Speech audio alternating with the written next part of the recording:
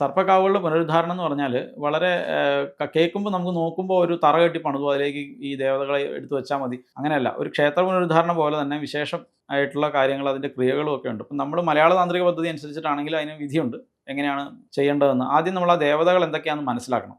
ഏതൊക്കെ ദേവതകളുടെ ബന്ധം അവിടെയുണ്ട്, അവരെങ്ങനെയാണ് അവർക്ക് താല്പര്യം. ചില ദേവതകൾക്ക് വിഗ്രഹമായിട്ട് തന്നെ നമ്മൾ വേണ്ടി വരും. ചിലപ്പോൾ അത് വേണ്ട, ഒരു പീഠം മാത്രം മതിയാവും. ചിലപ്പോൾ അതും വേണ്ടി വരില്ല, വർഷത്തിലൊന്ന് ഒരു വിളക്ക് വെച്ചോ പത്മം ഇട്ടോ അവരെ നേദിച്ച് പൂജിച്ചിട്ടോ. ഉദാഹരണം യക്ഷിവർഗ്ഗങ്ങളൊക്കെ, അവർക്കൊക്കെ ചിലപ്പം ഇങ്ങനെ പ്രതിഷ്ഠയായിട്ടിരിക്കാനൊന്നും താല്പര്യം ഉണ്ടാവില്ല. അപ്പം അവർക്ക് വർഷത്തിലൊരു പാൽപ്പായസോ അല്ലെങ്കിൽ ഒരു കടുംപായസോ അല്ല എന്തെങ്കിലും ഒന്ന്, ഒരു ഗുരുതിയോ എന്തെങ്കിലും ഒന്നായിരിക്കും അവരുടെ ആവശ്യം. ആ ആവശ്യം എന്താണെന്ന് കണ്ടറിഞ്ഞ് അതിന് വേണ്ടുന്ന ആചരണം തീരുമാനിച്ചാൽ മതി. സർപ്പങ്ങൾക്ക് വാർഷികമായിട്ട് 100 പാലോ സർപ്പബലിയോ നമ്മുടെ ശേഷി അനുസരിച്ച് നമുക്ക് തീരുമാനിക്കാം. മറ്റ് ദേവിമാർക്കൊക്കെ തന്നെ പൂജ തീരുമാനിക്കാം. അതിൽ തന്നെ ഈ ഭഗവതിമാർക്കൊക്കെ ആണെങ്കിൽ കലശം, നവകം, 25 കലശം, ഇങ്ങനെയൊക്കെയുള്ള കലശങ്ങളൊക്കെ നമുക്ക് അതിൻ്റെ ശേഷി അനുസരിച്ച് നമുക്ക് തീരുമാനിക്കാം. എന്നാലും വാർഷികമായിട്ടുള്ള ഒരു ആചരണമാണ് അത്യാവശ്യം കാവുകൾക്ക് ആവശ്യമുള്ളൂ.